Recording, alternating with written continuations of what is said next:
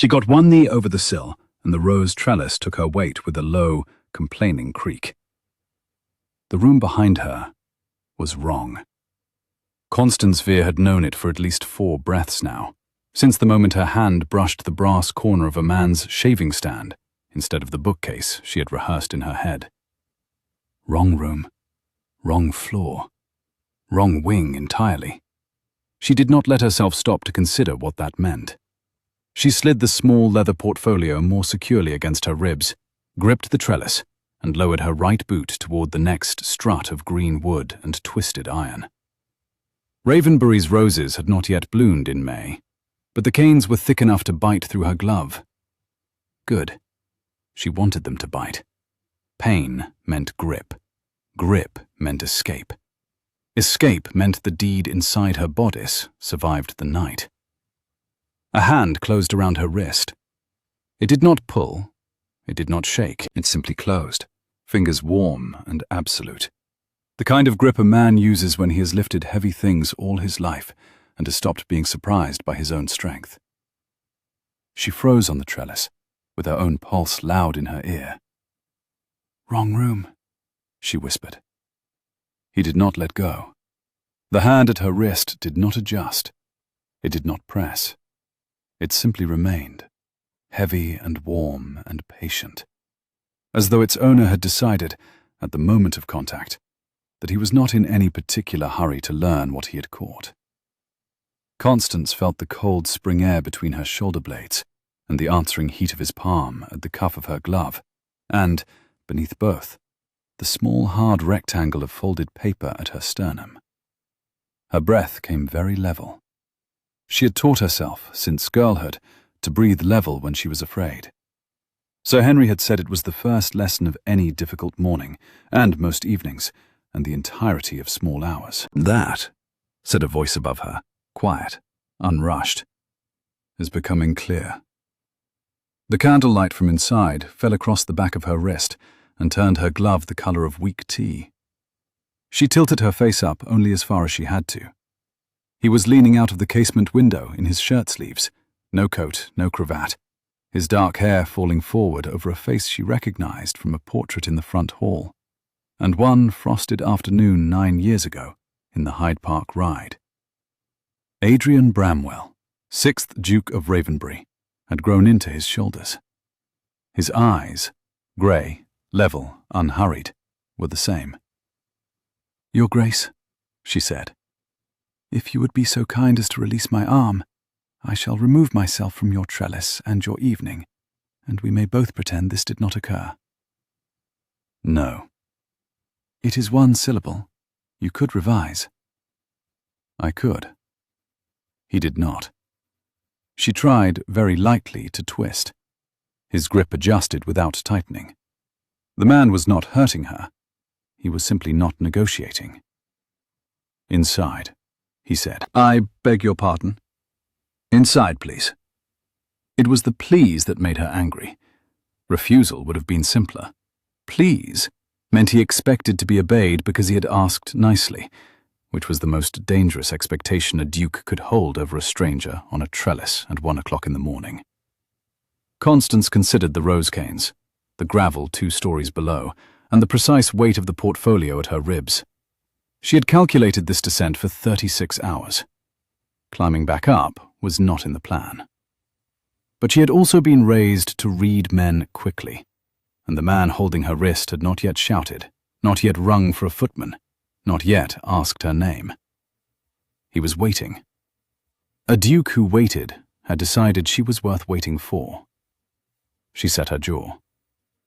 "Your Grace, I am going to require my hand for the climb." "I have your hand." "Then you must do most of the climbing." He almost smiled. The corner of his mouth moved a fraction and was checked. He shifted his weight, set his other hand against her shoulder, and lifted her bodily over the casement ledge as though he were rescuing a cat from a high branch. She landed on his bedroom rug in a flurry of muddied petticoats and the still burning resentment of a woman who had fully intended to make her own exit. "Sit," he said. "I prefer to stand." "Sit." There was a chair by the writing desk. She sat in it, because she had not yet decided what to do with her hands. He shut the window. He closed the curtain. He went to the door, turned the key in the lock, and put the key in the pocket of his waistcoat. "Now," said the Duke of Ravenbury, in a tone of perfectly polite curiosity. "Your name?" "Pruitt." "Christian name?" "Mary." "Mary Pruitt." "Yes." "You came in through which entrance, Mary Pruitt?" "The East Terrace door. It was unbolted." "It was not." "Then I do not know how I came in." "That also is becoming clear." He had crossed his arms. He was not glowering at her. He was examining her. The cut of her cloak, the leather of her boots, the gloves that were too good for a maid and too plain for a guest, the dust on her knees. His face did nothing she could read except think. She hated being thought at. "Mary Pruitt, lady's maid," she offered, since silence was worse. "Of Hertfordshire." "Whose?" "Mrs. Carruthers, of Tring." "Mrs. Carruthers of Tring is in Brighton until Whitsun." "Then she will not miss me." He looked at her for a long moment. The fire on the far hearth had burnt down to a flat ruby bed, and the lamp on the writing desk was the only steady light in the room. It threw the Duke's profile in 3/4, half ink and half candle flame, and held him there. He had not raised his voice. He had not crossed the carpet. He had not, and Constance, watching the small economies of his face, registered this with a precision that startled her, looked once at the door, the bell-pull, or the window. He was paying her, in attention. The kind of careful, sustained interest a clerk pays a column of figures he knows to be wrong, but does not yet know how. It was, she realized, the most flattering examination she had ever survived, and she resented it on principle. "Mary Pruitt," he said gently, "puts her vows where my mother put hers. She would not have learned them in service. Try again." The fire had been allowed to burn low. The shadows on his bookshelves were the shapes of standing men. Constance could feel the deed inside her bodice as a small, heated weight against her sternum, and she thought, quite clearly, the way one thinks at a great height, that she had 3 options. She could weep, which she could not do convincingly without practice. She could faint, which she could not do at all. Or she could refuse to give him a name and see what he did with the silence. She chose silence. "Very well," said the Duke. He rang the bell. A footman appeared, with the calm immediacy of a man who had been awake for some time. The Duke murmured to him in the doorway. The footman murmured back. The door closed. "Mrs. Hannity will bring tea," the Duke said. "I do not want tea."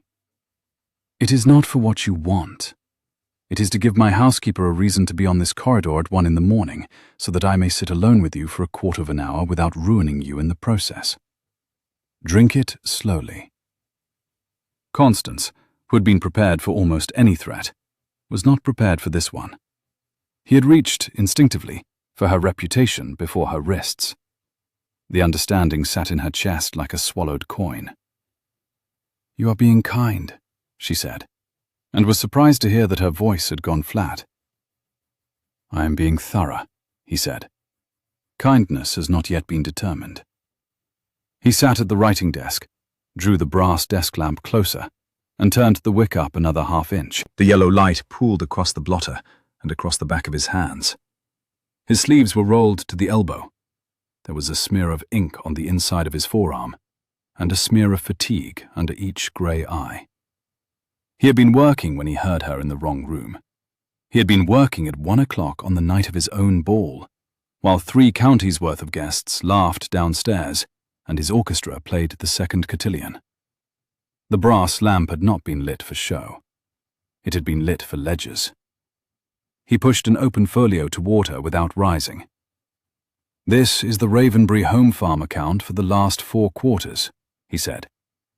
"If you came to my house to steal something, I would prefer it not be that. since by the look of it I have already lost £600 I cannot find." She looked down at the page out of pure reflex. A long column of figures in a neat clerk's hand. A line of marginalia in a different ink, rounder, less practiced. The figures on the second column did not, she saw at once, agree with the figures on the first. "Your steward keeps 2 tallies," she heard herself say. The Duke's head came up. "Beg pardon?" "The seed barley entry on Lady Day. He has it at £3.8 in this column and £4.2 in the marginal note, and the marginal note is in his own hand. He is reconciling against himself." There was a pause. "You read Mary Pruitt's lines very fast, Mary Pruitt," said the Duke of Ravenbury. She closed the folio. "It was a guess." "It was not a guess."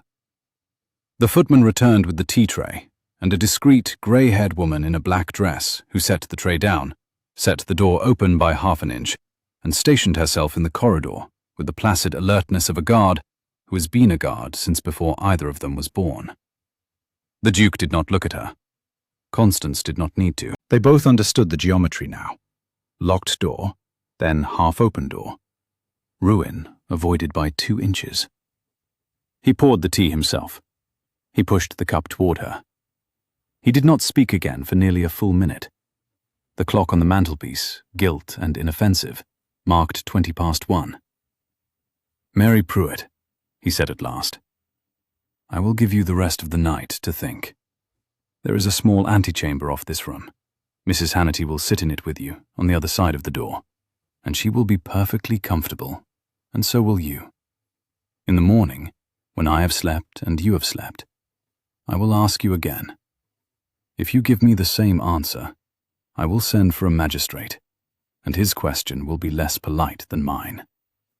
Do you understand?" "Perfectly." "Good." He stood up. He put the brass key from his pocket onto the desk where she could see it, and then he picked it up again and gave it to Mrs. Hannity in the corridor, which Constance found, on reflection, more flattering than the locking had been.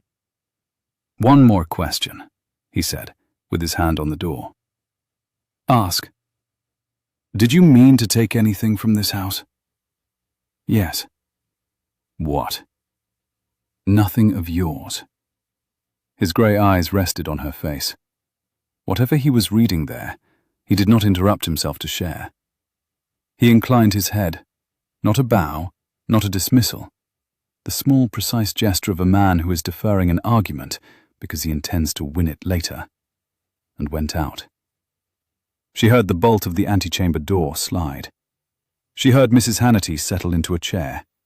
She heard the brass desk lamp being lifted, carried into the antechamber, set down on a low table beside her. The light was warm and yellow, and absolutely steady. Constance sat in it for a long time before she allowed herself to breathe properly. The deed at her sternum had not moved. The night was not yet lost.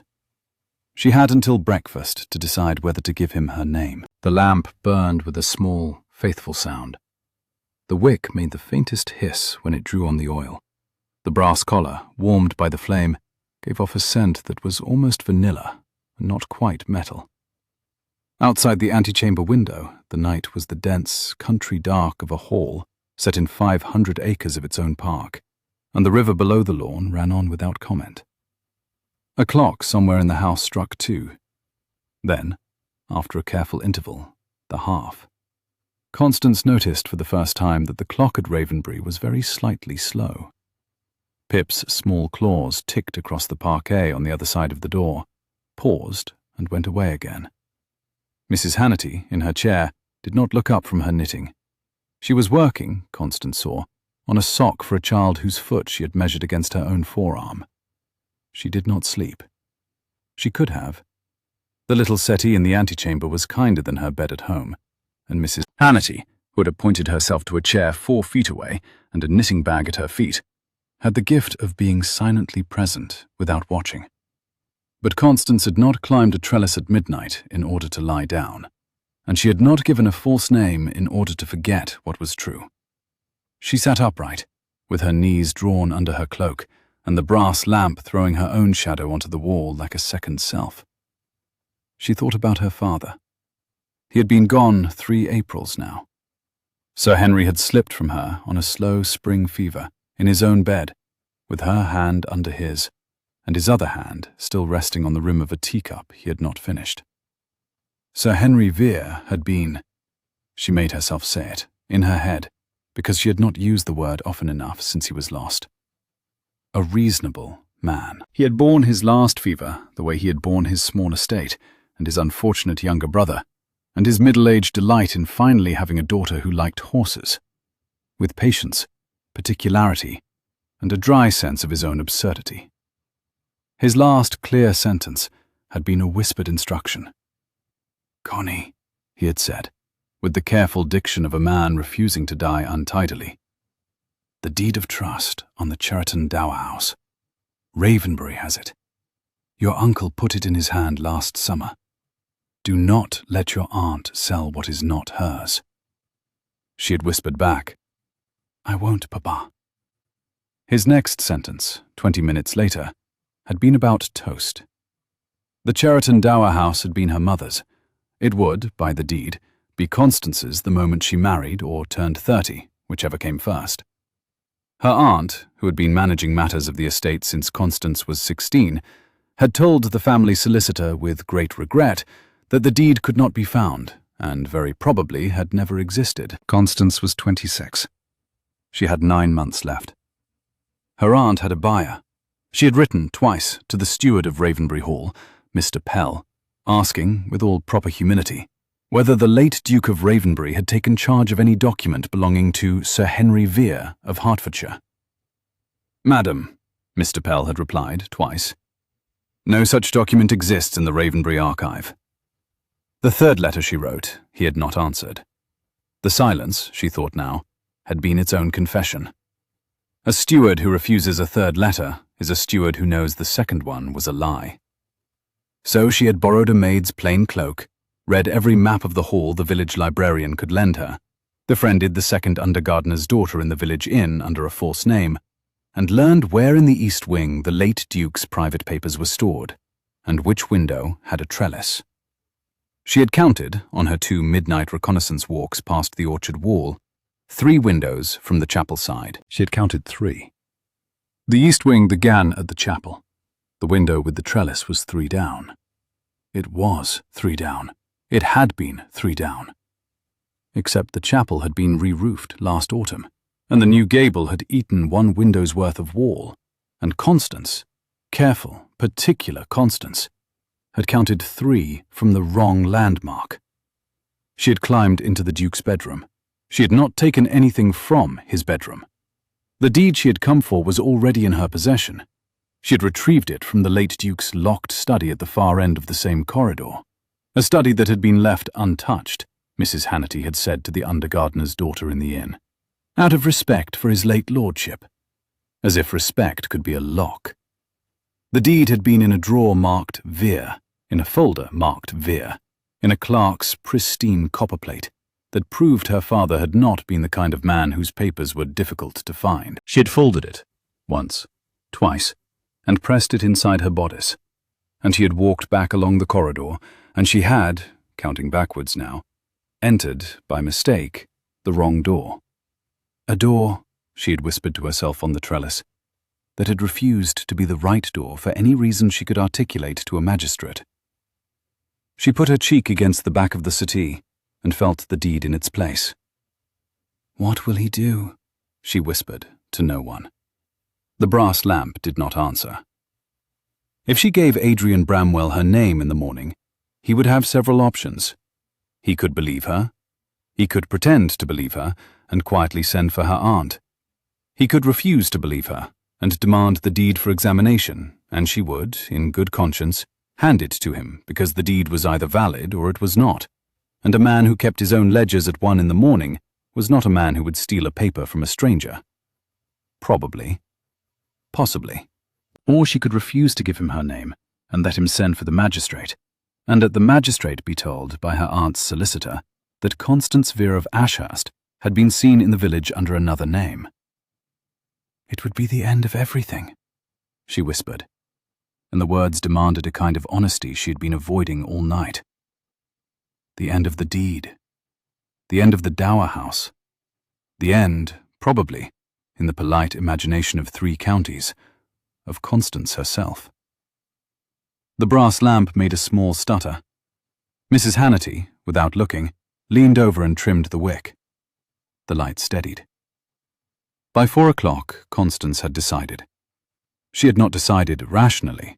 Her father would have been displeased with her arithmetic. She had decided because she had remembered the way the Duke's hand had closed on her wrist on the trellis.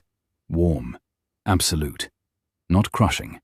And because a man whose first instinct, on catching a thief at his window, was to send for a chaperone before he asked for a name, was not a man who was going to ruin her. She would give him the truth. She would give it in a particular order. She would not weep. She would, if necessary, climb back out of his window in her own time.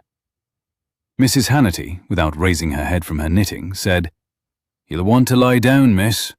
He'll come at 8. "How do you know?" "He always comes at 8. The needles clicked. "At 8, Mrs. Hannity said, "he's slept. Before 8, he's a duke." He came at 1 minute past 8, which was, Constance discovered, his version of being late. He had shaved. He had put on a coat, indigo, very plain, Bath superfine. He had brought a tray, on which were 2 cups, a small pot, and a covered dish. He set the tray on the writing desk in the outer room and stood beside it with his hands behind his back, like a man who had given some thought to what posture he ought to adopt. "Good morning," he said. "Good morning, Your Grace. Did you sleep?" "Not a great deal." "Mrs. Hannity says you read for some of it." "I read your home farm account." He had not been expecting that. The corner of his mouth did the same thing it had done on the trellis, and again it was checked. "What do you make of it?" "Mr. Pell," said Constance, "has been putting one set of figures into your private ledger and a different set into the marginal column for at least 6 quarters. The differences are small in any single line and consistent in direction. He is taking, by my arithmetic, between £4 and £7 a month, which over 4 years is rather more than the 600 you mentioned. I would also examine the haymaking accounts. The wage list does not match the day list." The Duke did not move for several seconds. "Sit down," he said, without inflection. "Eat the toast. Pour the tea. Then, tell me your name." She sat. She poured. She cut the toast in half, because Sir Henry Vere had taught her that nothing serious was ever discussed over a whole piece of toast. "My name," she said, "is Constance Vere. My father was Sir Henry Vere of Ashurst. He was lost to us 3 years ago in April." The Duke set his own cup down so carefully it made no sound. "Sir Henry," he said, "was my father's friend." "Yes. He visited here in the spring of 11. "He did." "You were the child on the chestnut." "I was."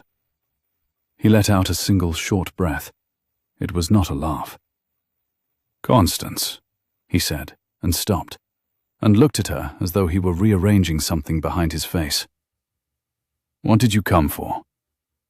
"I came for the deed of trust on the Cheriton Dower House, which my father sent into your father's keeping in the summer of 23, and which your steward, Mr. Pell, has, in writing, twice denied exists. It does exist. I have it. It was in a drawer marked Vere in your late father's study. I will give it to you to verify, and I will trust you to return it to me when you have." She drew the deed from her bodice, one motion, brisk, uncoquettish, and set it on the desk between them, and pushed it the 1.5 inches required to make it his. He did not pick it up. He looked at it, then he looked at her hand, still resting beside it, and then he looked at her face. "Lady Constance," he said, and the lady was a small correction he gave her with great care, the way one straightens a portrait on a wall. "Do you have any idea how badly I've wanted to find that paper for 6 months?" "No." 6 months. Since Christmas. Your aunt's solicitor wrote me twice asking me to confirm that no such document existed in the Ravenbury archive. I asked Pell. Pell said no such document existed. I asked Pell again in writing last month. Pell said no such document existed. I had decided, 3 days ago, that I disbelieved him. Why? Because Pell has begun lying with his shoulders before he lies with his mouth, and I have been watching his shoulders since February. She looked at him. You knew. I suspected. And you let me into your house at midnight. I did not, said the Duke gravely. Let you anywhere. You climbed in. I caught you climbing back out. Those are two different things. There was another short silence, and then, slowly, against her own intention, Constance laughed. It was not a long laugh. It had the slightly cracked edge of a person who had not slept and had been afraid for 9 hours, and had only now permitted herself to admit that she was no longer in danger. It surprised her. It surprised him more. He stared at her, and the grey of his eyes warmed by the smallest possible margin. And he did not, this time, check the corner of his mouth. Lady Constance, he said, will you eat? Thank you, Your Grace. I will. Adrian. She blinked. I beg your pardon. Sir Henry called my father by his Christian name from when they were both 17. He called me Adrian. We are not going to do this in titles, you and I. Not after the trellis. Then you will have to call me Constance. I had been planning to. She ate the toast. The tea was excellent. The brass desk lamp had been put out, and the morning sun lay on the blotter where it had been, and outside in the rose garden, something small and grey came tearing along the gravel path, with the agitated importance of a creature with a stick that mattered. What is that? That, said the Duke, with the resigned weariness of a man defending a beloved, is Pip. A grey terrier rounded the corner, saw the open window, and arrived through it in one decisive scramble. He deposited a wet stick on the rug, sat on Constance's left boot, and looked at her with an expression of grave, personal interest. He's yours. He thinks I'm his. Pip, get off the lady. Pip did not. Constance, who had been raised in a house with 3 terriers, scratched the ridge of his head in the precise place behind his right ear that all terriers required, and most strangers missed. Pip sighed.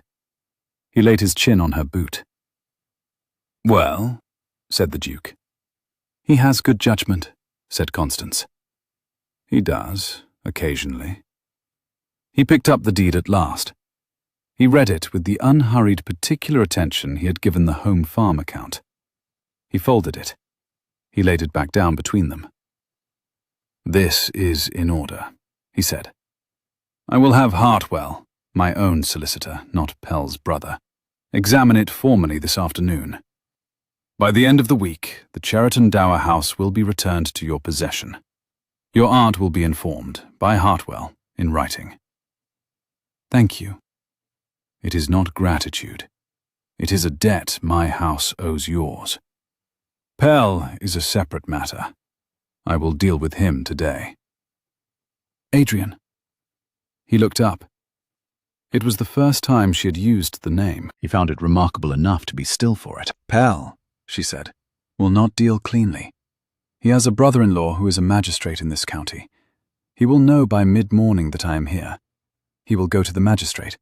He will say I broke into your house, which is true, and he will say I stole a paper from your archive, which is a defensible claim in a court that does not love my surname. He will also, given a day to think, blacken me publicly to protect himself. Yes, said the Duke. He will. I have thought of all of that. I am not at present at liberty to have you ruined, Constance, so we are going to have to handle Mr. Pell rather carefully. Will you stay here 3 days? Here, in this house, in the south guest wing, which is my aunt's wing, with my aunt in residence, who arrived an hour ago. She is, to be frank, sleeping upstairs, but I have not told her yet that you are arriving and will be installed before she wakes. By the time she rings for chocolate at 11, you will have been her invited guest since Tuesday. And the village. The village will be told you are the daughter of an old friend of my father, which is true. The ball was last night and the house is full of guests. A dozen ladies will be installed by lunchtime. Yours will not be the only late arrival. We will manage. And Pell? Pell, said the Duke, is going to become extremely visible to me until he becomes invisible to everyone else. She studied him. The morning had put colour back into his face. He looked less tired and considerably more dangerous. Adrian, she said carefully, why are you doing this? You owe Sir Henry's daughter a paper. You do not owe her 3 days of your aunt. He set down the cup. Because, he said, I have spent 6 months unable to make the figures in this folio agree with each other, and you found the disagreement in 14 seconds. Because I cannot ask your help and then permit you to be ruined for having given it. And because the late Duke of Ravenbury, to whom Sir Henry trusted a paper, was a man who would have come down those stairs himself and brought you tea. And I would prefer to be that kind of Duke. Will that do? It will do. Good, said the Duke. Mrs. Hannity will see you to the south wing. There is a green dressing gown, my sister's, that will fit you reasonably until your trunk arrives from Ashurst, which Hartwell will arrange for by tomorrow. Sleep. Properly, this time. We will dine at 4. I will bring you the wage list and the day list of the haymaking, and we will see what you can do with them. I am not actually a clerk, Adrian. I am aware. I will not pay you in pennies. What will you pay me in? Tea, said the Duke gravely. And dignity. The morning thinned. Light moved across the breakfast room in pale, mineral bars, catching on the silver, on the chipped enamel of an old saucer Pip insisted on the corner of a clean napkin. The hearth smelled faintly of last night's apple wood. Outside, a wood pigeon kept up its slow, foolish argument with itself in the cedar by the south wall. Constance felt the warm weight of the cup against her palm and the tea steady inside it. She tasted bergamot and bee balm and a sugar that had not been stretched. Somewhere down the corridor a door clicked open, then closed, and a maid's footsteps moved off, carrying a copper jug.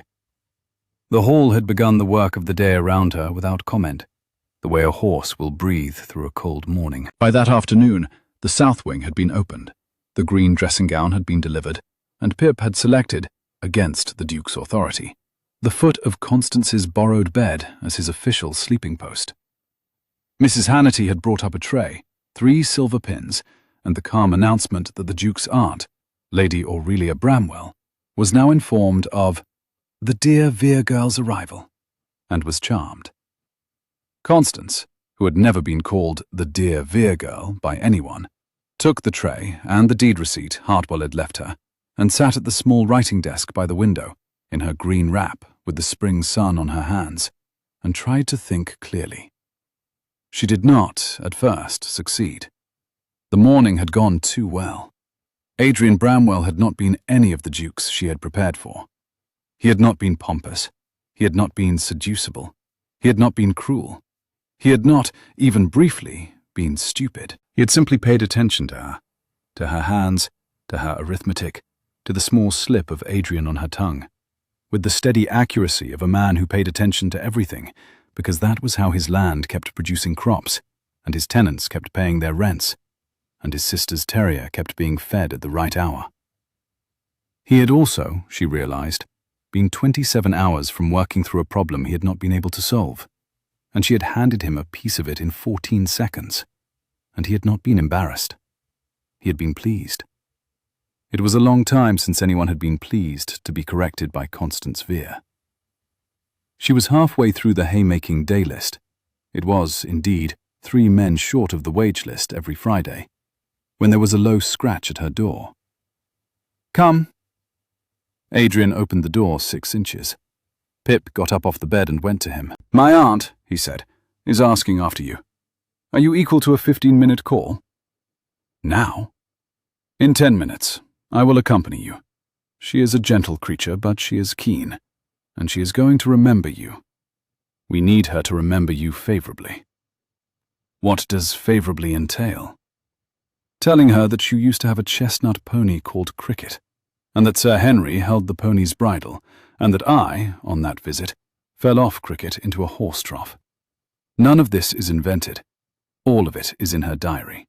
She will check. Constance looked at him. Did you fall off Cricket? I did. You laughed. I do not remember that. I do. He shut the door. She heard his footfall going down the corridor, and Pip's nails clicking after him. And then, quite distinctly, Pip's nails clicking back. She let him in. Pip, she said, you have to choose. Pip, in a gesture of unmistakable diplomacy, lay down on the rug exactly halfway between the door he had come through and the bed he had come from. The dressing for dinner took on the shape of a small ceremony. Mrs. Hannity, with the patient hands of a woman who had laced more bodices than she had counted Sundays, drew Constance's hair into a low chignon and pressed 2 fresh rose leaves into the comb at her nape, because, she said, the conservatory had given them up willingly, and Duke's aunts liked the small touches. The borrowed silk smelled faintly of cedar from the chest it had come out of, and of dried lavender from the sachet that had ridden inside the folds.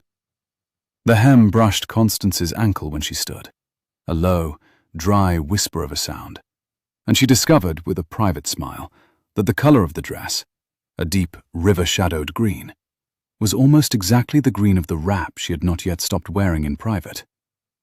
Downstairs, distantly, someone struck a single warning note on the pianoforte and stopped. The hall settled itself for an evening. Lady Aurelia turned out to be 60, lavender-silked, sharp-eyed, and easily the sweetest interrogator Constance had ever sat opposite.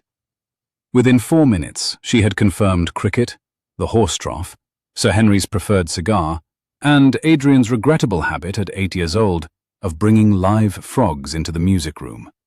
Within 7, she had accepted, on grounds Constance could not name, that Constance had been her dear Vere girl since Tuesday. Within 12, she had declared that Constance must by all means stay through the week. The week, Adrian, do not be tedious. And that she required Constance to come down to the long drawing-room every evening, because a woman of 60 had earned the right to 1 decent conversation per dinner. Constance, who had walked into the room expecting at best wary tolerance, walked out of it under a very firm small white hand, and the words, "Come along, my dear. I am going to pretend I have always known you," which is, in any case, true at my age. Adrian followed at 3 paces, hands behind his back. When the drawing-room door had closed behind them, he leaned against the corridor wall and exhaled. "Well done," she said. "You did all of it," he said. "You stood very straight." "I stood like a man who wanted to be believed, and was." She looked sideways at him. "Adrian, have you spoken to Pell?" "At noon." "And?" "He is, as I expected, an excellent steward. He resigned with great dignity on the grounds of his recent attack of the gout, before I had quite finished asking him whether he had ever falsified a barley account. By 2 o'clock he was in his own carriage with 3 trunks. By 4 he will have written to his brother-in-law, the magistrate. By morning, the village will know I have parted from my steward of 14 years on disgraceful terms, but it will not know whose disgrace, and Pell will be making sure that ambiguity is resolved by Sunday. In whose favour? His. By accusing me. By accusing you of having seduced a duke into dismissing his loyal steward. That is creative. He has had 3 hours. She considered. She rubbed her thumb along the cuff of the green wrap. "Adrian, you will need a counter-narrative by Sunday." "Yes." "I have one." "Of course you do." "There is going to be a county dinner here on Saturday, is there not? Because there always is, after the spring ball, for the gentry too senior to attend the ball but too important to skip. Lady Aurelia mentioned it twice." "There is." "Sir Lionel Pell, The magistrate will be invited. He will. Invite my aunt's solicitor as well, Mr. Hartwell, and ask Hartwell to bring a clerk and a folio. Why? Because if Sir Lionel attempts, at your dinner, in front of 40 witnesses, to suggest that I have stolen anything from this house, I should very much like Mr. Hartwell at hand to read aloud from the folio that the exact paper Sir Lionel will be referring to is, in the eyes of the law, mine. Loudly. With the date of my father's letter to your father, with 3 witnesses' signatures, with your steward's 2 false replies on Ravenbury notepaper. He looked at her for a long, thinking second. Constance. Yes? You have been planning this for fewer than 90 seconds. I have been planning this since I climbed up the trellis. You did not know about Pell when you climbed up the trellis. I did not. But I knew, at the bottom, that if anything went wrong I was going to end up at a county dinner, because something always does. And my father always said that a Vere who cannot win a county dinner does not deserve a Vere's name. Sir Henry, said the Duke with feeling, missed his calling as a strategist. Sir Henry, said his daughter, found it. He was raising me. The hall woke in the way old houses do, by degrees.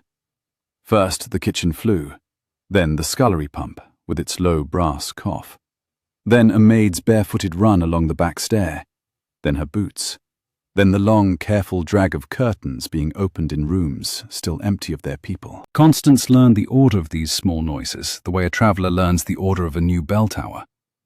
By the 3rd morning she could tell, lying with her eyes closed and Pip's warm flank against her hip, that it was 6:20, and the 2nd undercook had dropped a pan and was being mildly sworn at. The smell of the place was wood smoke and beeswax, and, at certain doors, the dry, cool note of old paper. The air at her bedroom window, when she opened it for a moment before dressing, came in cold off the orchard wall and tasted of cut grass and rain that had not yet arrived. The next 3 days had a new shape to them, and Constance, who had spent the last 3 years counting her aunt's footsteps on the stair and the cost of every inch of black bombazine, discovered with mild alarm that she liked the shape. Mornings were the home farm folio in the Duke's study. Afternoons were the haymaking day list, the wage list, the rent rolls of the 3 Ravenbury home villages, and a small green ledger that Mrs. Hannity, with no comment whatever, had produced from a locked cupboard in the housekeeper's room and laid in front of Constance with a pot of black tea. The ledger was not Pell's. It was the late Duke's, and it listed what Constance recognized on the 2nd page as a private account of trust papers held on behalf of friends, including, halfway down the 3rd page, Vere, Cheriton Dower Deed, received 12, August 23, act to SHV by post. The deed had not, in fact, been hidden. Pell had simply lied that it had been. The late Duke had told no one but his housekeeper, because the late Duke had also possessed the disconcerting habit of telling no one but his housekeeper a great many things. I like your father, Constance said. I miss him every Wednesday, the Duke said, and did not explain why Wednesday. And Constance, who understood the precise grief of small, recurring days, did not ask. She did not always work alone. He sat opposite her at the long study table, sometimes for an hour, sometimes for 3. He brought ledgers. He brought a 2nd cup. He brought, occasionally, Pip, who had decided that the only acceptable sleeping place in any room was directly between Constance's stockinged feet, which he treated as a mobile bed warmer and a personal duty. The Duke worked beside her in silence. Long, unself-conscious silence. The kind that could exist only between 2 people who had read too many ledgers in their lives and had stopped requiring conversation to keep each other company. There were small mercies that defined the shape of those days. The unself-conscious mercies that her father's house had stopped being able to give her after he was gone. The fire was always lit before she came down. Her cup was always to her left, never to her right. Mrs. Hannity had observed, on the first morning, that Constance reached with her left hand for tea and with her right for the pen, and had put the cup where she would not have to interrupt her arithmetic to drink. The brass desk lamp was trimmed twice a day, once at noon and once at 5, with a tiny pair of silver scissors Mrs. Hannity carried in a black leather pouch on a chatelaine. The wick burned clean and steady because of these scissors, and Constance had begun to find the small ceremony of the wick trimming oddly soothing. The click of the scissors, the brief drop of the flame to the size of a pea, the slow widening as the new edge of the wick caught and swelled. She was conscious, more than she wanted to be, that none of these mercies had been arranged by the Duke himself. He had simply hired the women who would arrange them.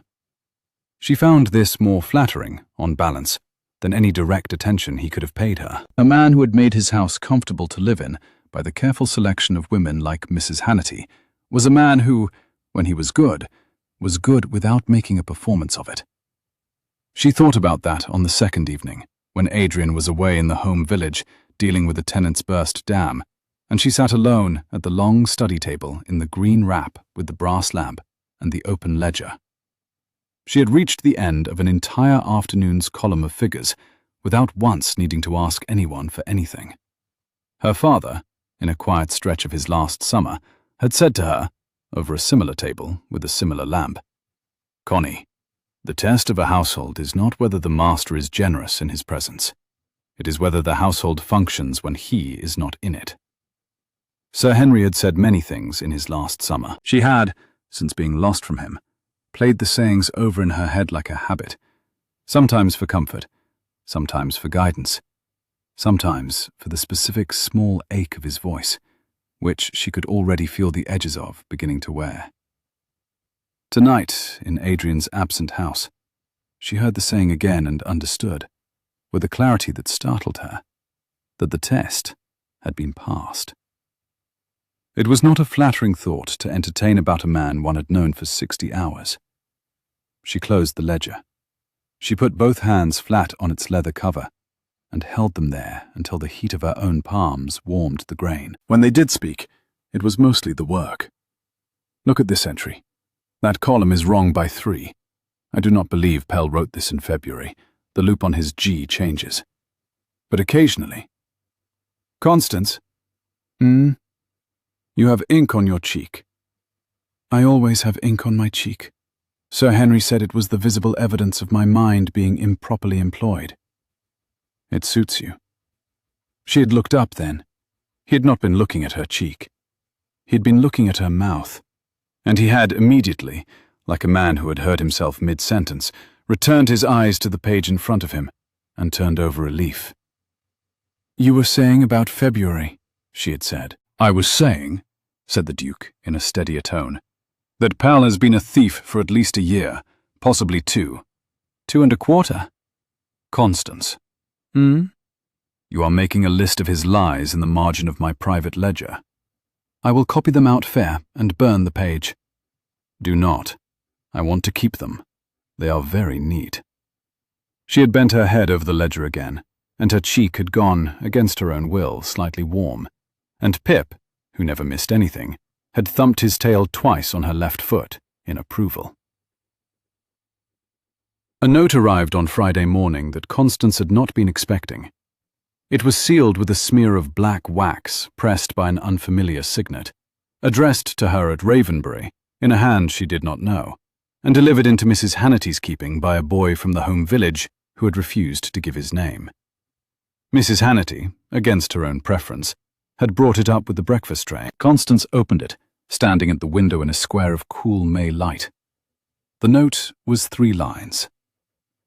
"Lady Constance, those who shelter under another roof should be careful which roof they make use of. The roof at Ashurst is not as sound as you remember. A friend." The handwriting was deliberately irregular, the way a clever person disguises a hand by writing it left-handed. The R's tilted backward in a way that did not match anything else on the page. She held the note over the lamp and let the sun catch the indentations the writer had made in the paper. Pell had sent it. He had sent it on Ravenbury notepaper. The watermark in the corner was Ravenbury's own. He had taken a sheet of his late employer's paper with him on the way out of the door, and used it to threaten her 4 days later, which told her 2 things: that he was frightened, and that he was vain enough to want her to know exactly who was frightening her. She folded the note. She put it on the Duke's desk, under the brass lamp, where he would find it at noon. By the time he found it, she had given the kitchen garden boy a half-crown, 3 bread rolls, and the address of her father's old groom in the village above Ashurst, in case he met another note-bearer who needed redirection. On Friday evening, Adrian came into the study very late, and stood in the doorway with one hand braced against the frame and a piece of notepaper in the other. "Sir Lionel Pell," he said, "has accepted my invitation to Saturday's dinner. He has also written to my aunt suggesting, in 3 carefully phrased sentences, that her young guest is the person who was seen in the village inn last week, under another name, asking questions about the late Duke's papers. He is recommending, with regret, that my aunt consider the lady's reputation before continuing to receive her." "Did you let your aunt read it?" "My aunt opened it before I did. Aunt Aurelia has not given a letter to a man since 1793. She has burnt it." "She burnt the magistrate's letter?" "She burnt it in the breakfast-room grate. Then she rang for a kipper." "Adrian." "Yes?" "Your aunt is a national treasure." "I am aware." He had crossed to the long study window while he spoke, and stood with his back half to her, looking down across the south lawn where Pip had located, in the further hedge, an unidentified small creature he intended to bark at on principle. The afternoon light came in at a low angle, and lay along the Duke's shoulder and the soft inside of his rolled-up sleeve. He had ink on the inside of his right wrist again. Constance had begun to recognize the particular smudge, a single fingerprint, never 2, as the mark of a man who, unconsciously, rested the heel of his hand on a wet line of his own writing whenever he was thinking too quickly. She had begun, against every instinct of her training, to find it endearing. He came in and sat opposite her and put the second sheet, Hartwell's note, in front of her. The solicitor had read the deed, found it unimpeachable, and sent a clerk with 3 fair copies. Hartwell himself would be at the dinner. He would bring the green ledger, the deed, the home farm folio, and the false letters Pell had written to Constance under the steward's seal. He had requested permission, with the dryness of a man who had been a country solicitor for 30 years, to be seated somewhere with adequate visibility. "He is going to enjoy himself," said the Duke. "Hartwell?" "Hartwell has waited 3 years to see Pell removed from this estate. He has agreed to read the deed aloud at any moment of my choosing. He has also offered, should the occasion arise, to read the home farm marginalia. He is a darling. He is a country solicitor. They contain multitudes." She set down her pen. "Adrian." "Yes." "This is not going to be polite." "No." "You are quite certain you wish to host it under your own roof?" He looked at her across the table. The brass desk lamp lit the underside of his jaw and the line of his throat above his cravat. He had not slept much either in 3 days. He had, it dawned on her, been sleeping less and less since she had come into the house. "Constance," he said, "it was always going to be under my roof. The question is only whether you will be standing next to me when it begins." "I will." "Then it will be polite enough." Outside the study window, the night did its slow practical work. A barn owl called twice, low and exact, from the cedar. A horse stamped once in the home stable. The hour bell, when it struck 4. The brass note traveled out across the lawns and met the river and was gone. Constance, in her room, did not undress. She sat at the small writing desk in the green wrap, with her hair down her back, and wrote out, in clear copperplate, a list of every column in the home farm folio she could remember. She wrote until her hand ached.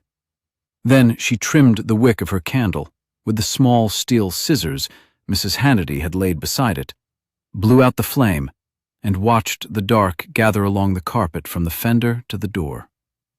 Sleep, when it came on her own terms. Saturday came up cool and bright, the late spring kind of morning that smells of wet box hedge and warm gravel and the trellis canes Adrian's gardener had been pruning since dawn.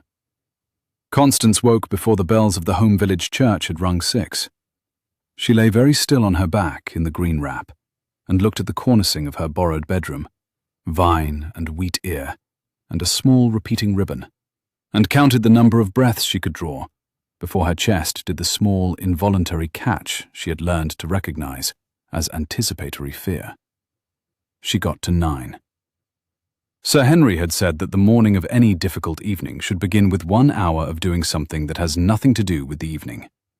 He had recommended walking, breakfast, or a horse, in roughly that order. Constance, who had no horse and was disinclined to break her fast at 6, dressed in her plainest morning gown and went down the back stair to the kitchen garden. Mrs. Hannity, who was already awake because Mrs. Hannity was always already awake, met her at the still-room door with a basket and a pair of secateurs and the unsentimental observation that the rosemary by the south wall needed cutting, and Constance might as well do something useful with her nerves. Constance cut rosemary for 40 minutes. Pip, who had elected himself to her morning detail, brought her a stick that was, by his standards, only moderately important. The smell of the cut leaves stayed on her gloves all morning, sharp and resinous and oddly steadying, and she carried it into the long drawing-room when Lady Aurelia came down at 9, and the lady noticed it and said nothing about it and was, Constance understood, approving. She wore the emerald.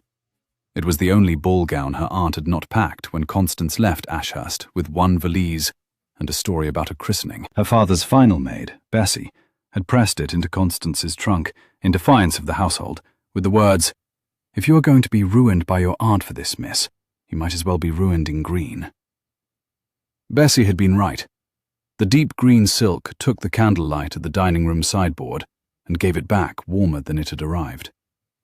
Lady Aurelia, when Constance came down at 5 minutes past 7, set a small white hand against her own throat and said, "Adrian, look at this child. She is going to be insufferable," in a voice of thoroughly satisfied prediction. Adrian looked.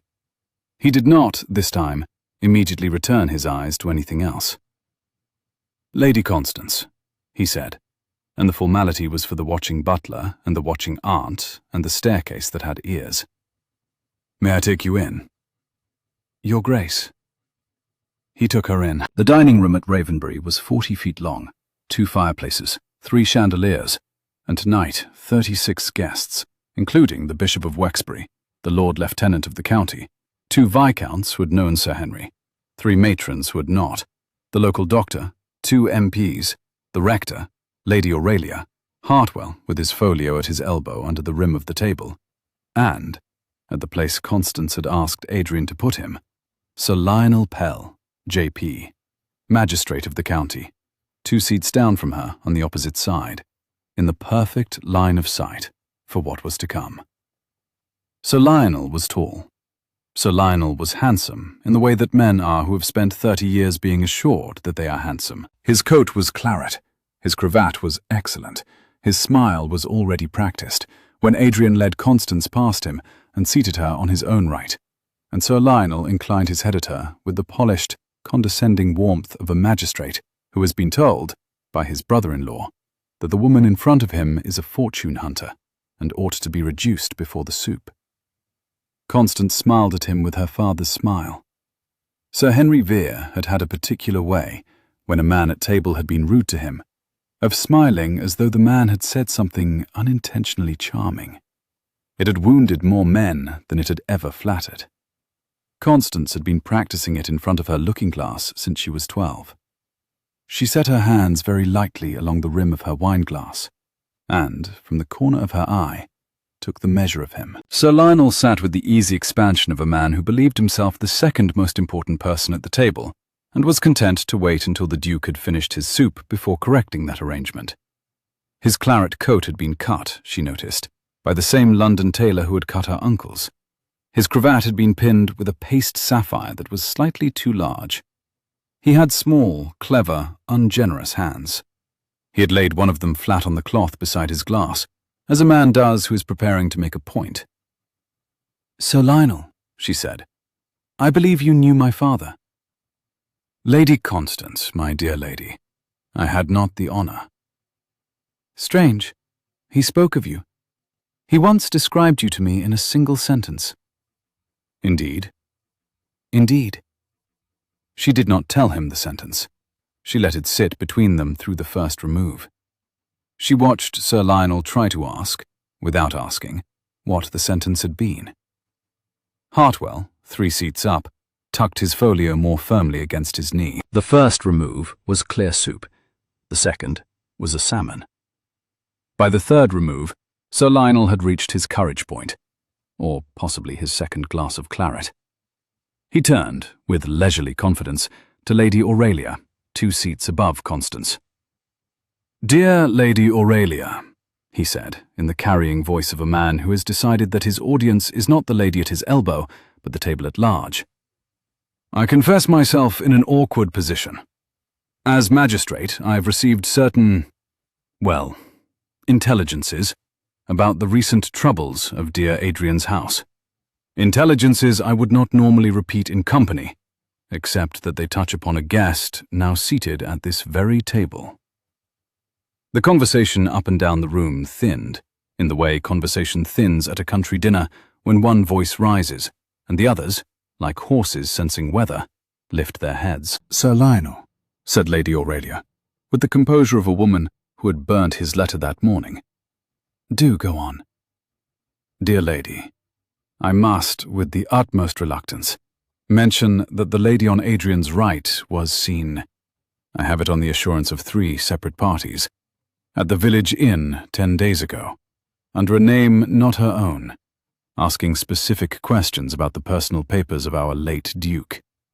I would not have raised it, dear lady, save for the gravity of the late, unspeakable dismissal of poor Pell, a Ravenbury servant of 14 years who—" Constance set down her fork. The room beyond Sir Lionel's shoulder narrowed, in the way rooms do when a single voice has been allowed to rise at the wrong moment, into the near edge of the cloth, and the precise reflection of the candle in her glass, and the small scratch of Lady Aurelia, setting down a silver fruit fork with great deliberation. The Lord Lieutenant, on the Duke's left, lifted his head. The Bishop of Wexbury closed his prayer book. Hartwell, 3 seats up, did not move. Only his right hand slid an inch along the underside of the cloth toward the folio at his knee. "Sir Lionel," said Adrian. The dining room went very quiet.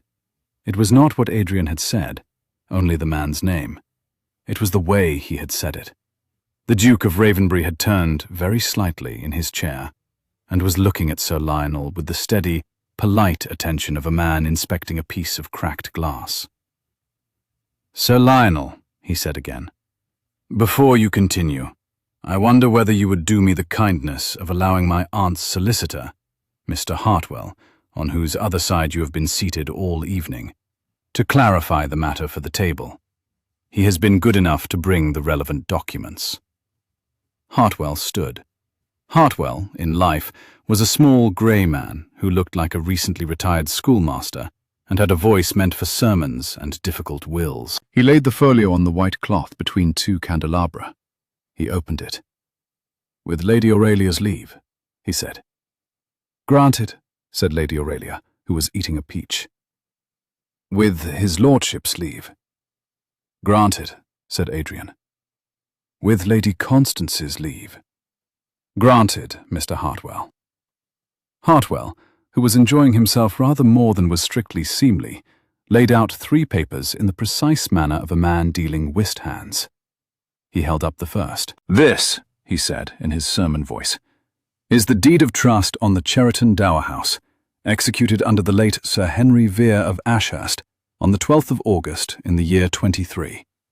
The signatures are Sir Henry's, the late Duke of Ravenbury's, and 2 witnesses, both of whom remain living and have been written to this week.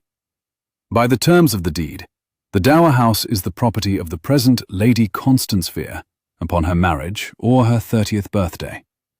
The deed is presently in her possession. It was conveyed to her on Tuesday last." Sir Lionel had set down his glass. Hartwell held up the second sheet. "This," he said, "is the home farm account of Ravenbury for the 4 quarters preceding Lady Day. The marginal column, in Mr. Pell's own hand, disagrees with the principal column by, as recorded by His Grace's auditors, £643, 14 shillings, 3d." He held up the third sheet. "This," he said, "is a letter written by Mr. Pell to Lady Constance Vere on the 17th of February last, on Ravenbury notepaper, denying the existence of the deed of trust I have just described. There is a second letter of the 3rd of March, in identical terms. Mr. Pell, since departing His Grace's employment on Tuesday, has been unavailable for further correspondence." The silence at the table did not, at first, speak. The Lord Lieutenant put down his fork. The Bishop of Wexbury, who had not been listening, now distinctly was. Lady Aurelia took a small, considered bite of her peach. "So, Lionel," said Adrian very gently, "were you about to say something?" Sir Lionel was. Sir Lionel had been about to say a great deal. His mouth had remained, all through Hartwell's recitation, in the precise shape it had been in before. Only his eyes had moved. He was an experienced man at country dinners. He understood now that he had been seated for an hour and 3/4 at a table whose host had been waiting for him to speak first. "Your Grace," he tried.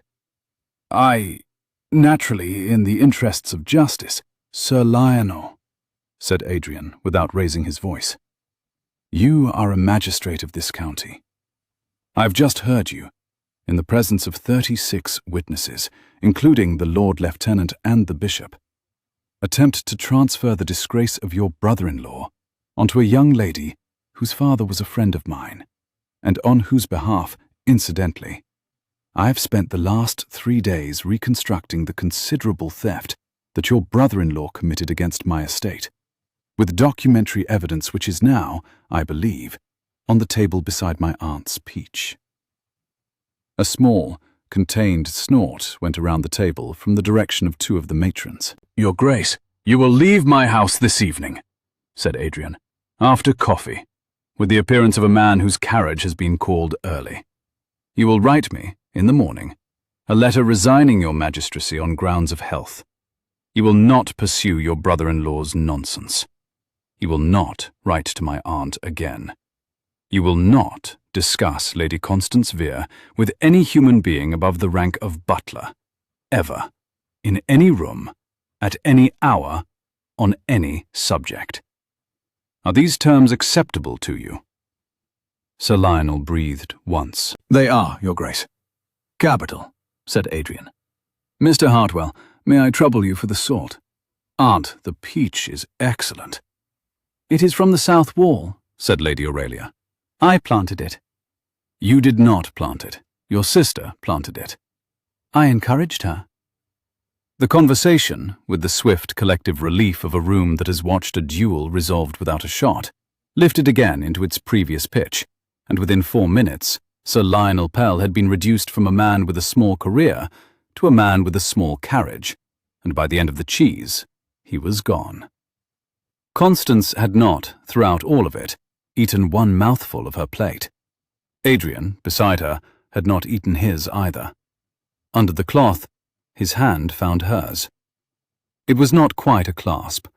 It was the steady, absolute, not crushing closing of a hand around a wrist that she had, in the dark, on a rose trellis, learned to recognize.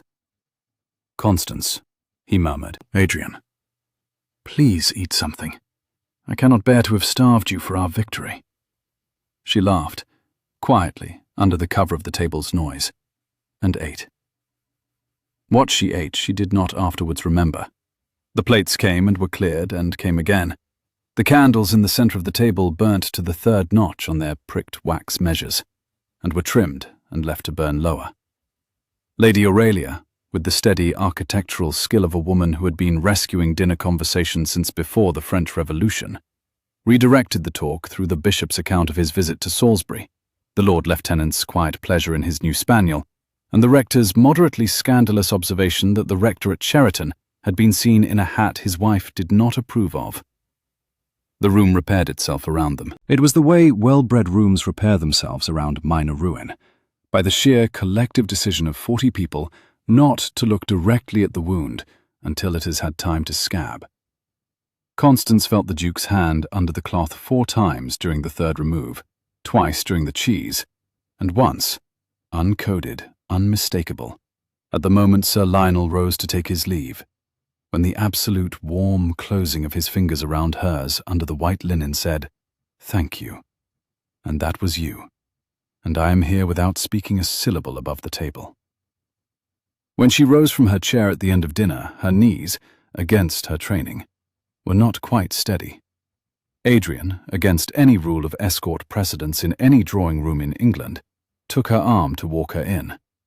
He did it as a matter of bare practical necessity, which was perhaps the only reason no one in the room chose to remark on it. Hartwell, on his way past, stopped only long enough to say, very quietly, that the folio would remain in his keeping in the morning room, and that Lady Constance was on no account to feel she ought to thank him, since he had been waiting for the opportunity since 1822, and considered himself, on balance, in her debt.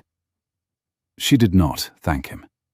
She inclined her head with her father's particular small, grave smile, the one Sir Henry had used on solicitors who had been competent on his behalf, and Hartwell, with a corresponding small, grave smile of his own, understood that he had been thanked. Sir Lionel's carriage left at 10:30. The last guest was gone by midnight. Lady Aurelia, who had taken 2 glasses of port and pronounced herself thoroughly entertained, had been escorted upstairs by her own maid, with the firm declaration that she intended to sleep until 11, and Constance was on no account to leave the house before she had taken proper leave. The hall, after a long evening of voices, gave itself back to its smaller noises. Footmen carried trays in soft, slow lines down the back corridor. The dining-room candles were snuffed one by one with a small, breathy hiss. A maid moved along the long upstairs gallery with a brass shovel, lifting embers from the fender of each empty bedroom and setting them, glowing, into a covered pail. The smell of beeswax and snuffed wick climbed the staircase ahead of her. Outside, low cloud had come up off the river and was sitting on the lawn in a slow grey drift. The cedar by the south wall dripped once, twice, and then steadied. A barn owl, hunting late, called from beyond the orchard wall. The house was quiet by 1:30. The brass desk lamp was burning in the study. Adrian was at the long table. He had not changed out of his dinner coat. He had laid out, with the same neat, obsessive particularity Constance had begun to read as an emotional symptom rather than a habit, Hartwell's 3 papers, the deed, and a fresh single sheet on which he had begun to write something in his own hand. She came in the green dressing gown over her shift, because she had not been able to sleep either, and because, she was honest with herself by now, she had been listening from the south wing for the sound of his door closing for the evening, and his door had not closed. He stood up the moment he saw her. He always stood up. "Adrian? Constance? What are you writing?" "A list." "Of what?" He looked at her.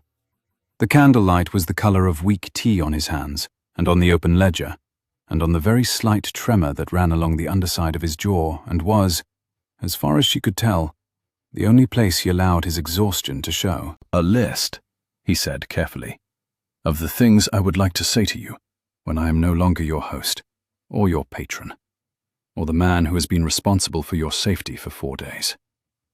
It is a long list. I'm drafting it in advance because I do not, when I finally stand on equal ground with you, intend to be inarticulate. Read it to me. It is unfinished. Read it." He did not look down at the page. He held her eyes. 1. I have not in any of my 28 years met a woman who has read my home farm account in 14 seconds, and whom I subsequently, on a trellis, very nearly let fall.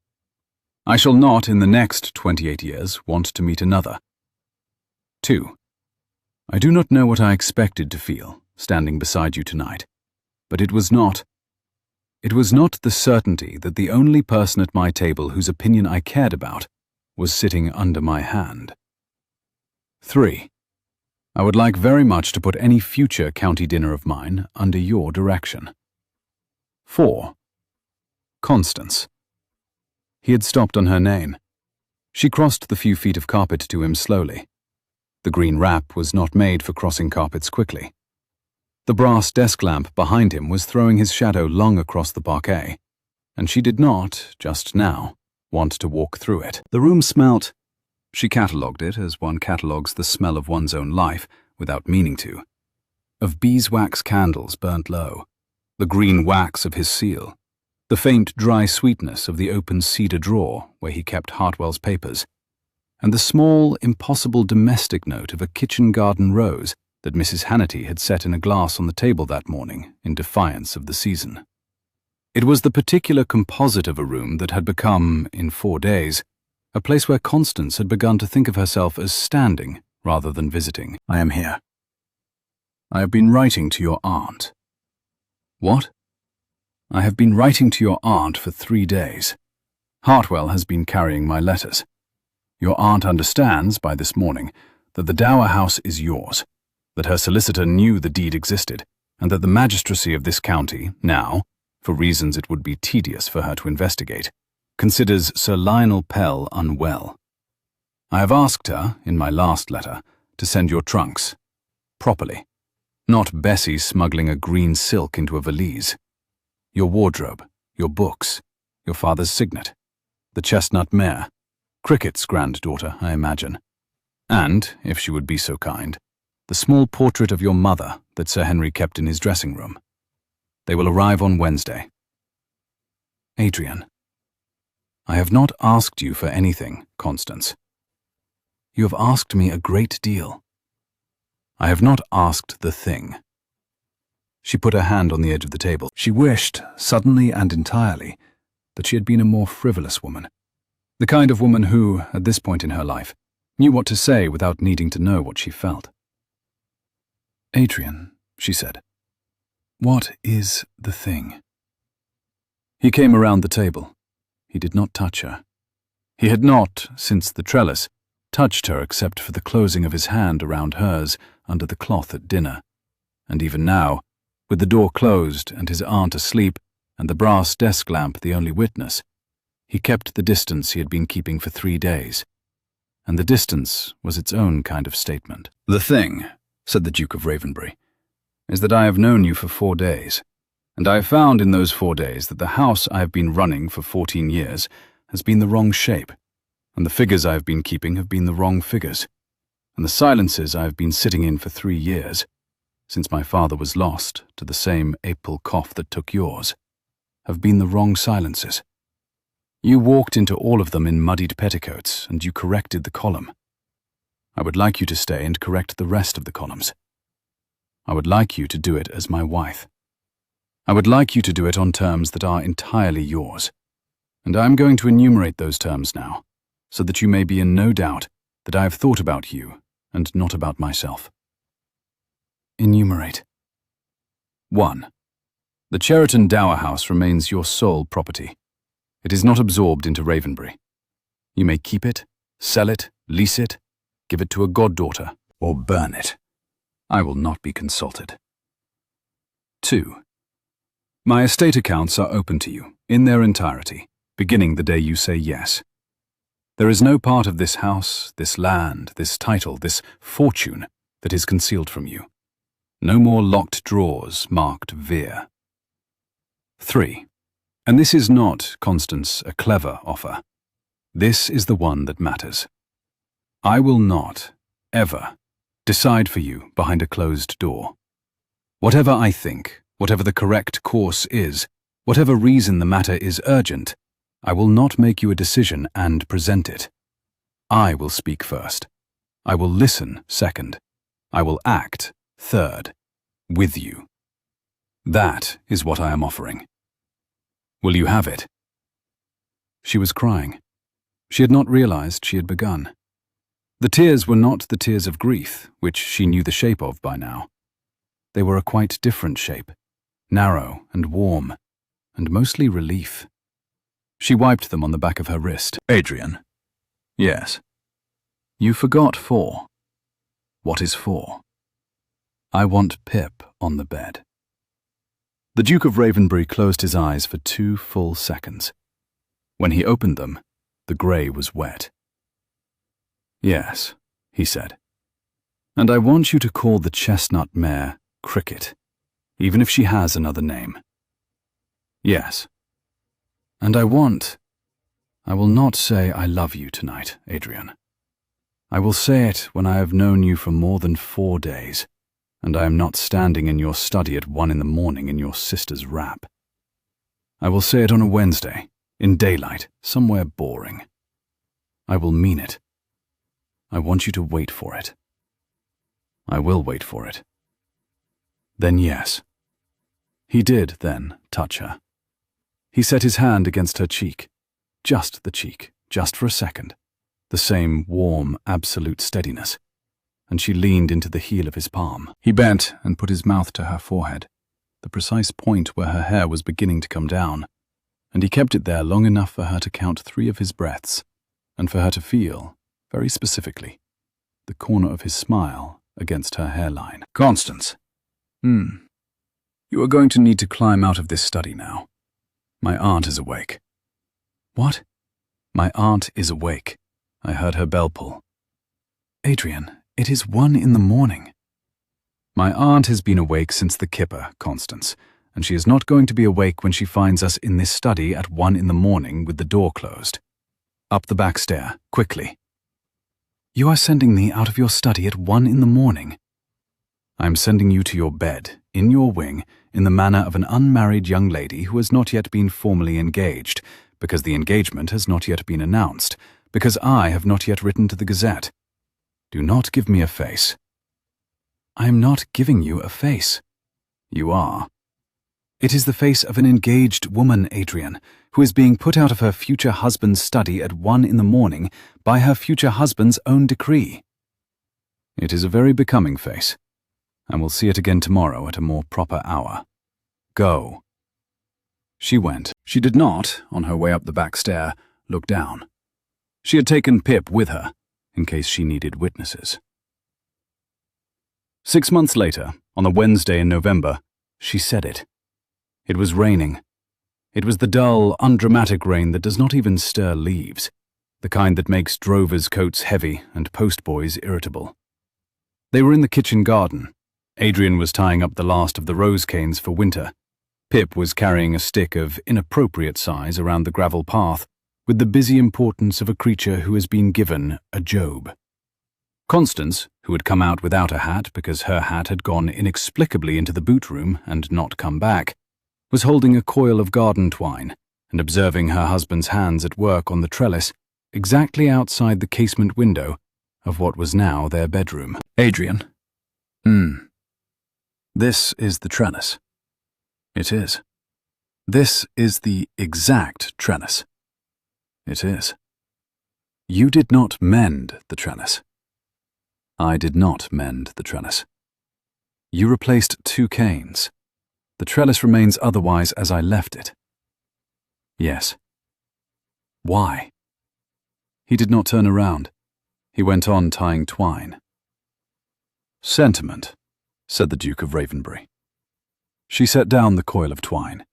She put her hands on his shoulder blades, the wide, warm flat of him under the wool, and she leaned her forehead between them, and she said, into his coat, the thing she had promised in his study 6 months and 10 days ago. I love you, Adrian. He turned then.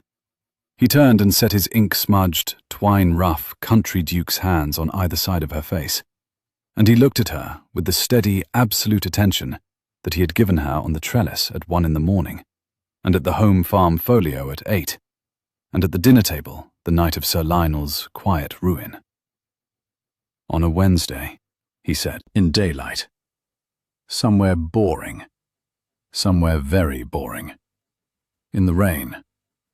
You did not specify dry. I did not. He kissed her. It was not their first kiss, That had happened decorously in a chapel 3 months earlier. But it was the kiss after the sentence she had owed him, and it had a different weight, the weight of something on which the whole house could now lean. Pip, who had finished his important stick, came and sat on her left boot. "Constance," murmured Adrian, against her temple. Do you remember what you said to me on the trellis? Wrong room? Wrong room. It was wrong. It was the right wrong room." She laughed into his shoulder. The rain had begun, in the modest English way, to slacken. The brass weather vane on the south wing made a small, unhurried turn. From the kitchen door, Mrs. Hannity, who had become, in addition to her many other competences, the keeper of the small green ledger and the unofficial guardian of the chestnut mare Cricket, and the chief authority on which fork was Lady Aurelia's, called out that tea was ready, and would they kindly not stand in the wet, and bring the dog. "Adrian." "Tell me a thing." "What thing?" "The thing on your list. Number 1. He paused. He had the grace to look almost embarrassed, which, on the Duke of Ravenbury, was a rare and entirely satisfactory expression. "I have not, in any of my 28 years, he said slowly, met a woman who has read my home farm account in 14 seconds, and whom I subsequently, on a trellis, very nearly let fall. I shall not in the next 28 years want to meet another." "Adrian." "You are not going to need the next 28 years." "No?" "No. I am right here." He said nothing. He simply put his arm around her shoulders, which was itself a sentence, and they walked back across the gravel under the slackening rain, with Pip barreling ahead of them with his ridiculous stick, toward the open kitchen door, where Mrs. Hannity had the tea poured, the brass desk lamp had been lit early, and the small green ledger lay open on the table, ready for them both. If you have ever climbed out of the wrong window in your life and been caught by the right hand on the right night, by a person who, at 1 o'clock in the morning, decided you were worth a quarter of an hour of polite curiosity rather than a magistrate, you will know what kind of evening that becomes. Stay with me by the fire. Tell me in the comments the line you would have used at the dinner. Subscribe if you would like another story this week. The fire is warm. The dog has chosen his place. The ledger is open. We are, for the moment, exactly where we ought to be.